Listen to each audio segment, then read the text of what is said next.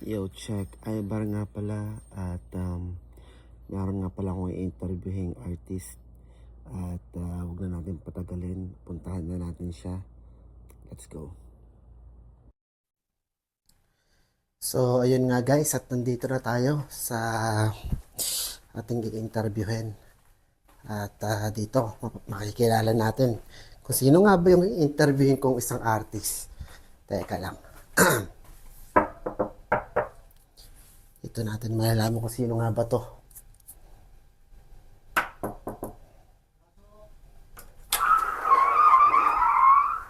Ayun! Andito yung artist na ating i-interviewin.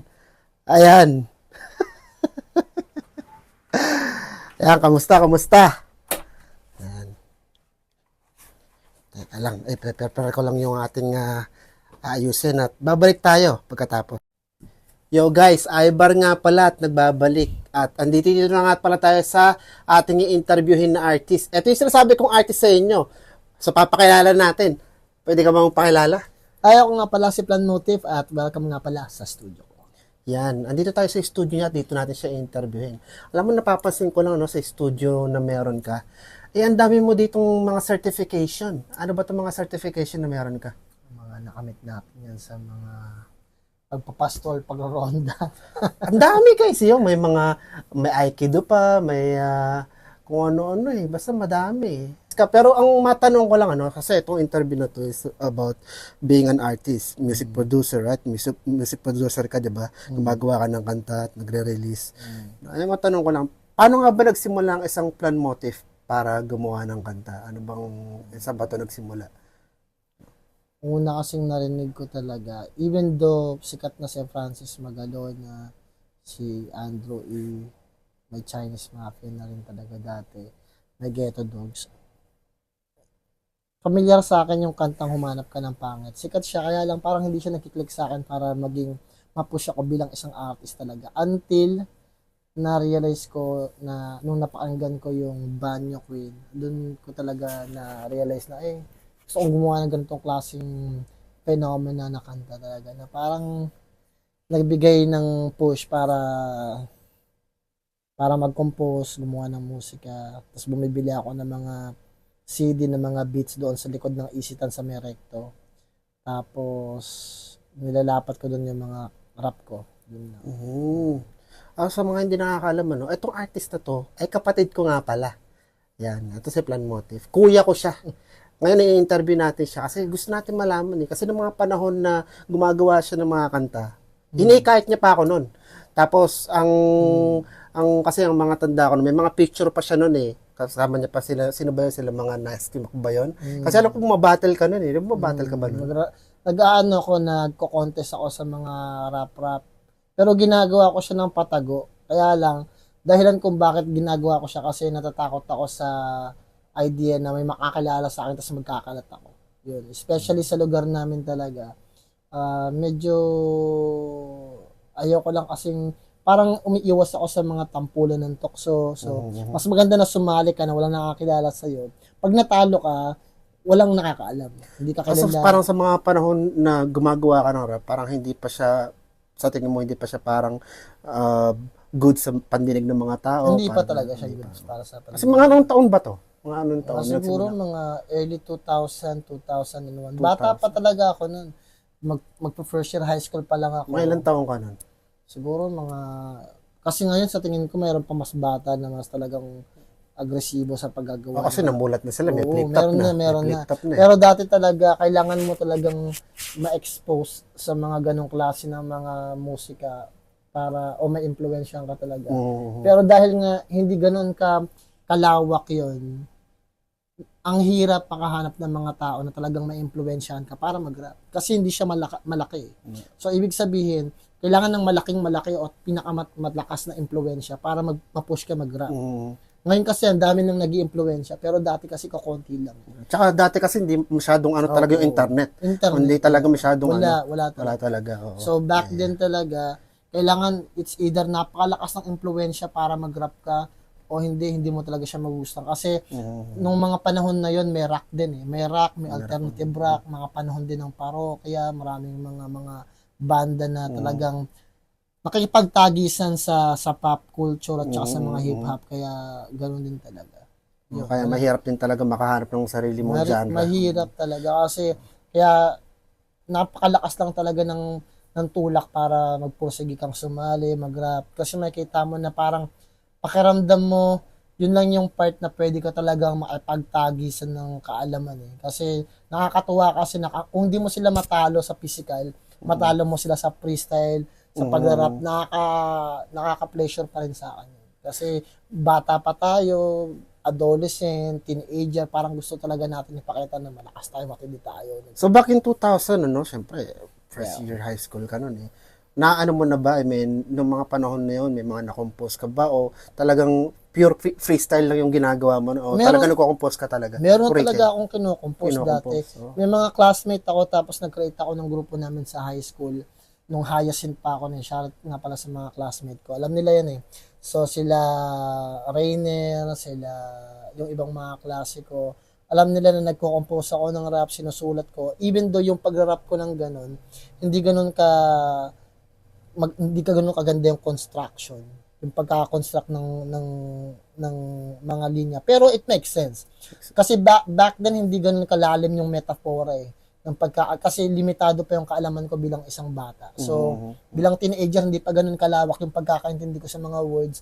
Konting words pa lang yung kaya kong isulat. So, kailangan kong gumamit ng mga sulat na madaling ipaintindi sa iba, pero yung may kalaliman din. Pero dahil hindi ganun kalalim yung pag-iisip ko, parang nagmumukha siyang second hand yung datingan ng rap. Pero still, ganun pa rin. Meron pa rin substance. Yeah. So, tanungin natin ang plan motif, saan nga ba siya lumaki? Saan yung pinagmulan niya, saan niya ba, paano niya nalaman, saan ka ba lumaki ng mga panahon na yan? I mean, naengganyo ka, nalaman mo yung ganyang genre na pagrarap, paano mo siya nakuha? Lumaki ako sa Corazon de Jesus kung saan kami nakatira. Yeah. Sa Waray kami, sa Waray, kung saan medyo, delikadong lugar din talaga. And yung mga, sa lugar namin, hindi ganun kalat o kalakas yung sinasabi nila na hip-hop na ganyan, mga ganyan-ganyan mga bag. Hindi ganun ka-special, walang masyado nangyayari. So, nakukuha ko lang talaga siya sa sarili kong paraan. Pag sinabi natin sarili kong paraan, yung parang, dahil walang influensya kung saan ako nakatira. Wala talagang influensya doon. Walang influensya doon. Kahit sa school, kailangan mo siyang i-reach out. Kailangan mo mag-ipon ng pera, bumili ng mga CD, tapos pakinggan yun mismo. Sa pamagitan ng pag-iipon, makabili ka ng Walkman, Discman, tapos ikaw pupunta sa Divisoria para bumili ng mga ganong klase ng mga tape, ng mga ganong mga klaseng CD, para ikaw mismo makinig, para ma-absorb mo. Kasi kung saan ka nakatira, walang ganun eh. So, kailangan ikaw yung mag-reach. Kasi naalala ko, para sa mga di nakakaalam. Kasi ako din naman talaga gala eh. Itong kapatid ko gala talaga siya. So, nakapunta siya ng Isita, nakapunta siya ng Divisoria. Pag bumabalik siya, lagi siya may dalang CD. Ito yung mga, alam mo naman sa Divisoria, sa Isitan, makakabili ka ng mga pirated na CD, Ng mga kung ano-ano eh. Marami kang mabibili talaga eh. So, yung mga pirated, nakukuha mo na agad kahit di pa nare-release yung mga kanta na totoo yan. So, tapos, etong mga panahon na to, na pumasok ka sa pagrarap, tapos may mga na-compose ka, meron ka bang like, may naitago ka ba, may mga na-release ka bang kanta ng mga panahon na yun? Wala mga naman. panahon na yun, meron tayong mga na-release. Kaya lang, syempre, by heart lang yun. Tapos, 2 verse lang, 1 hooks. Kaya lang, wala talaga siyang instrumental. So, tulad ng mga kanta ko na ginawa, sobrang tagal na hindi ko na maalala, pero yung iba doon alam ko tinuro ko sa iyo tinuro niya rin sa kanya yung iba doon mas nakakatawa kasi pag pinapakinggan ko siya kahit ako yung nag-compose hindi ko maalala ko ano na. May mga composition na naalala ko pa rin kasi nakakatawa nun siya may mga book siya tapos meron dong pangalan na anong pangalan ng Edwin ba yun? Si Edwin. Yeah. So silang dalawa nagko-compose silang dalawa tapos ngayon, parang, hinihikayat niya ako, compose ka din, tapos tawag-tawagan mo sa Edwin. Sa Edwin kasi, may telepono kasi kami sa bahay. Tapos tumatawag yun, may bago ka bang compose, ganito, ganyan. So sila, lagi silang ng ganon, kumbaga, nahikayat niya rin. Ewan ko kung sino ba naghikayat, ikaw yata naghikayat kay Edwin nun, makanta siya, nagra-rap-rap siya, tapos nagko-compose kami. May mga booklet kami na kung saan nagko-compose talaga. Second year high school na. Ito mga 2010 2003, mga 2002 ganun. na ano. yan. Kasi ako hindi talaga ako masyadong nahubog sa pagrarap, di ako masyado although tinuturo niya sa akin yung mga ganun. Hindi talaga ako makaintindi sa mga rhyming, sa mga metaphorical, sa mga simile. Hindi ko talaga maintindihan. Pero, etong kapatid ko kasi daming talento. Ang hindi ko lang maintindihan, paano mo kasi ang natapos mo fine arts eh. 'Di ba? Nagpipinta ka, nagdo-drawing ka, magaling kasi siya mag-drawing, magaling siya magpinta. Ang hindi ko lang maintindihan, paano mo siya napagsasabay? Ngayon gumagawa ka ng music. Ngayon, saan ka ba naka-focus ngayon? Paggawa ng music o paggawa ng musika talaga? Musika. So, ang tanong ko sa iyo ano to, I mean, yung pagka-fine arts mo yung panahon na yun ano ka pa rin sa kanta. I mean, na-expose ka pa rin. Yes, totoo yan. Kasi in reality, hindi lang sa artwork ang art eh. Meron kasi mga bagay na hindi naiintindihan ng mga tao na nung nag-aaral ako ng magpinta at bilang isang comic artist, doon ko lang na-realize na pag gumagawa ka ng art, lahat pala ng bagay may art. Sa musika, hindi ka lang basta nagko-compose, hindi ka lang nagagawa ng instrumental. May artistic din pala doon talaga. Ang hirap i-explain ng pag-artistic na yon, pero para sa akin, naniniwala ako sa sinabi ni Deidare sa Naruto. Kasi bago niya pa sabihin yon, pumasok sa isip kong idea na yun kasi kailangan ang art parang sumasabog. Parang umpisa pa lang sabog na art.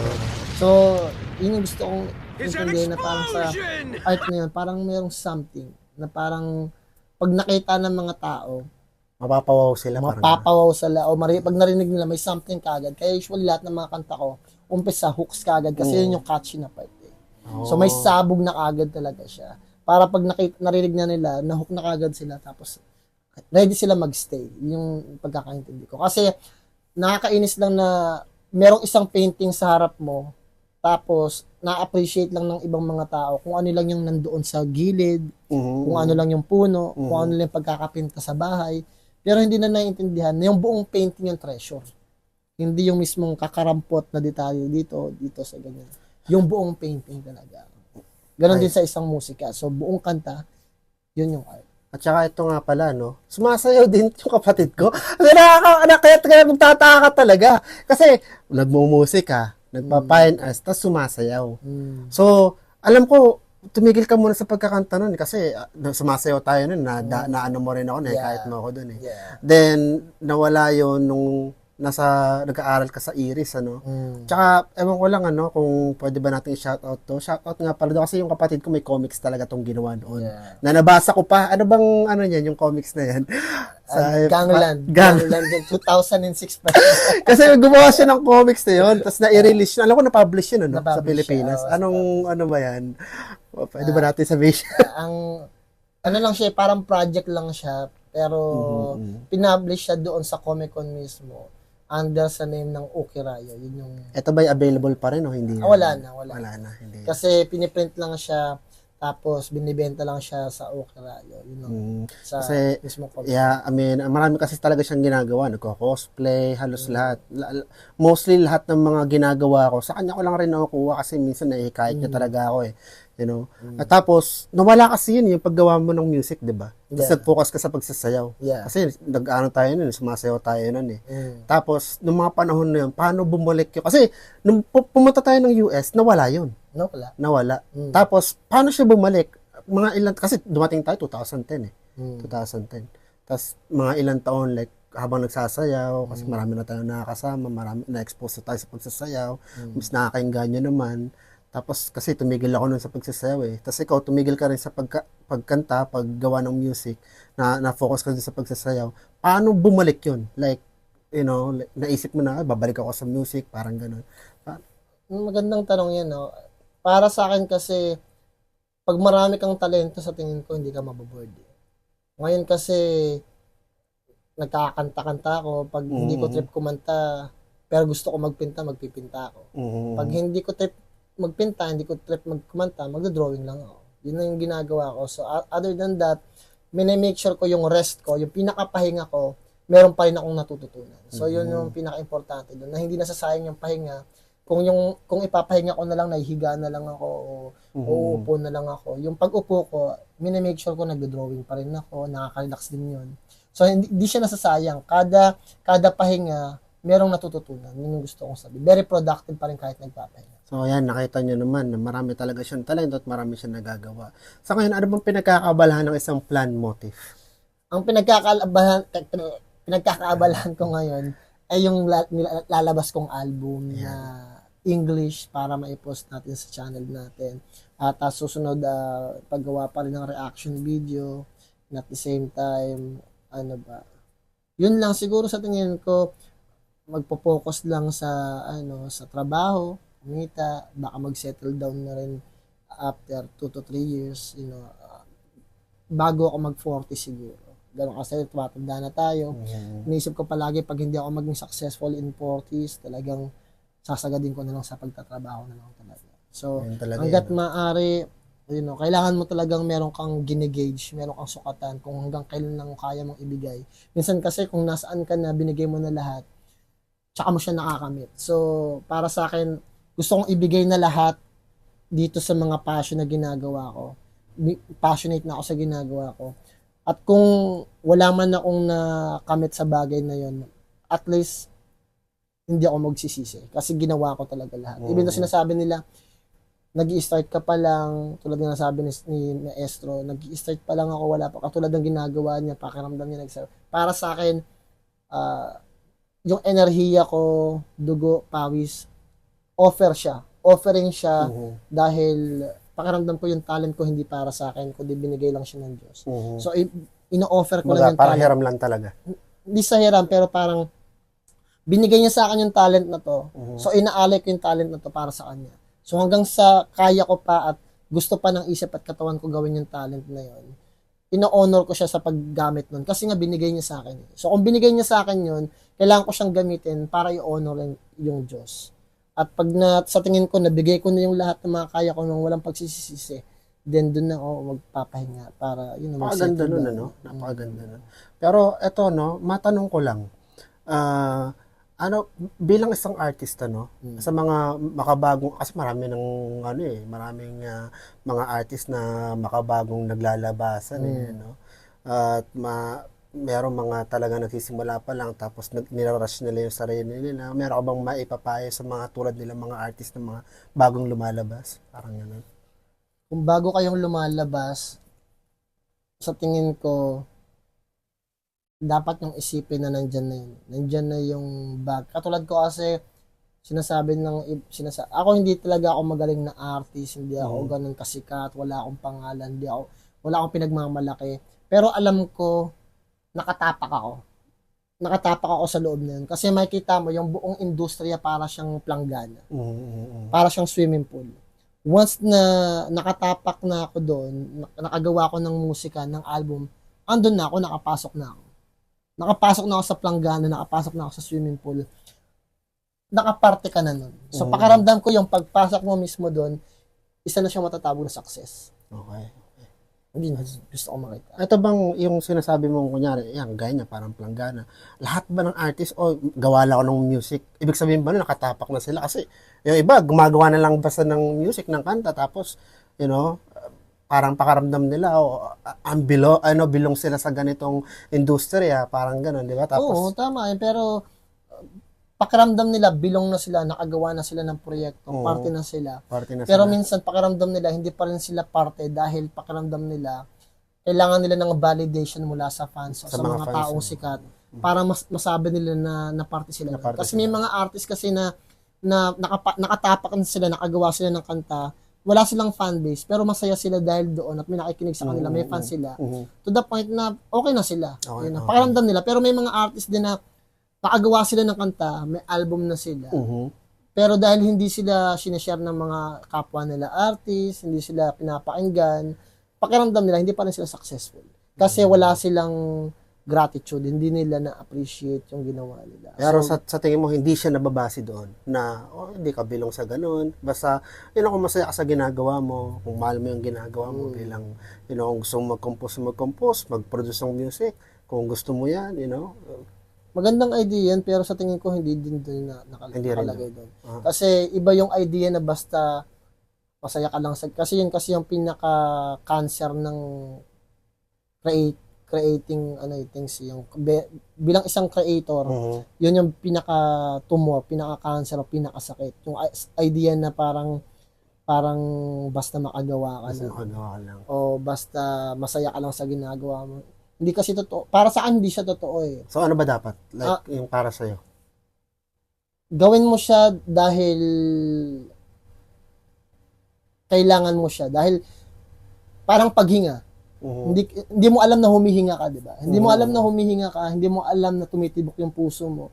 Hindi mo alam na tumitingin ka, nag-iisip ka. Hindi mo alam na gising ka. Hindi mo alam na dilat ka.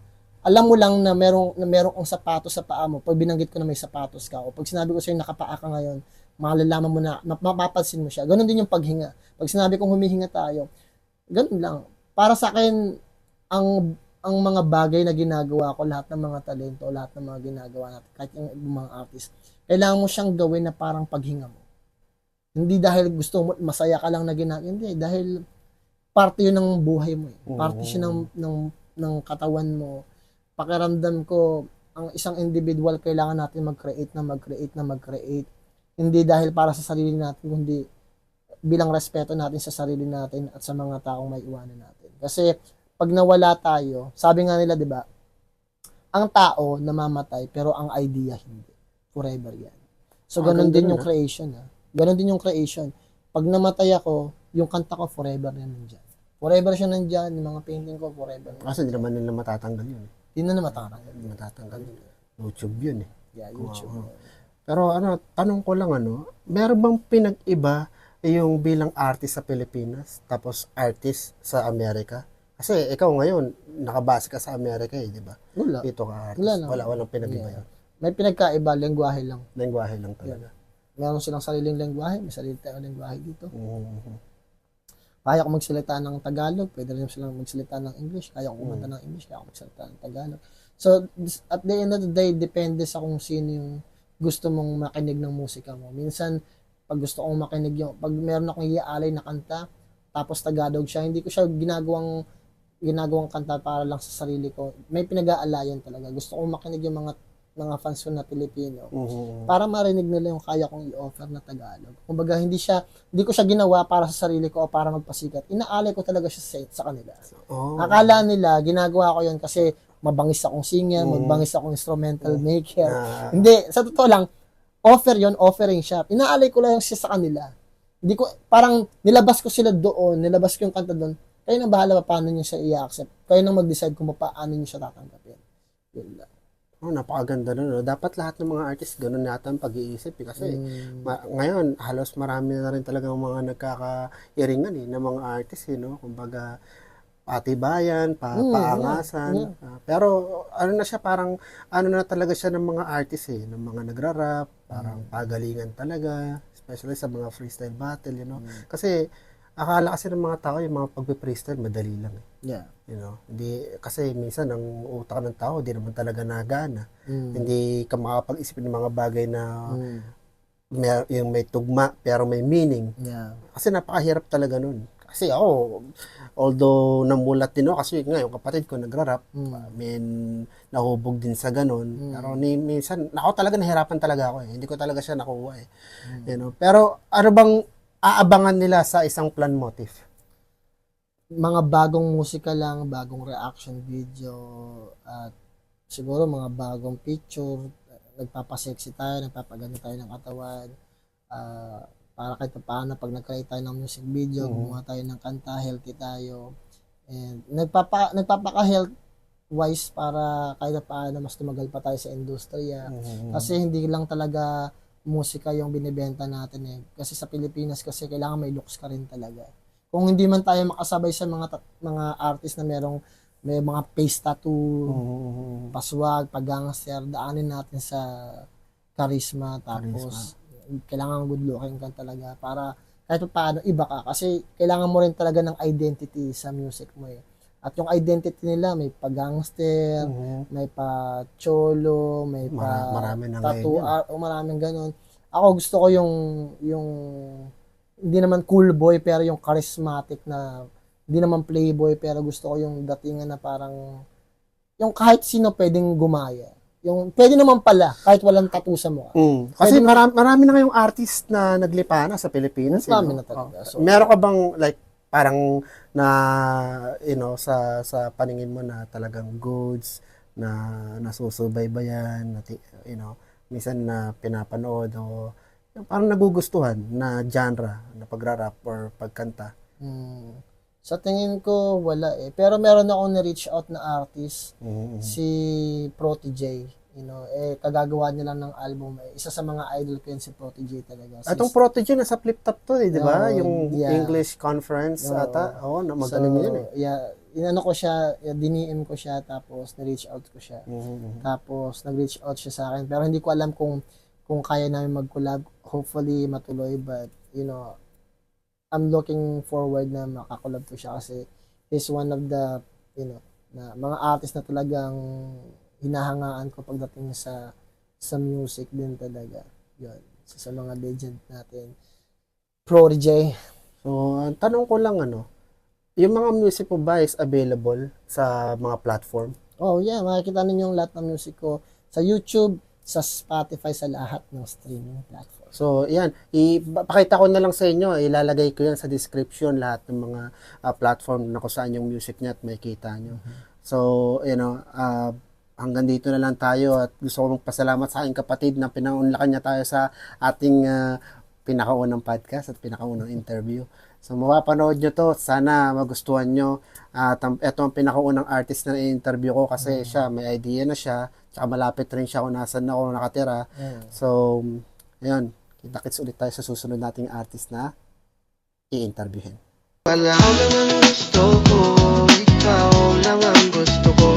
Wala nang iba, ikaw lang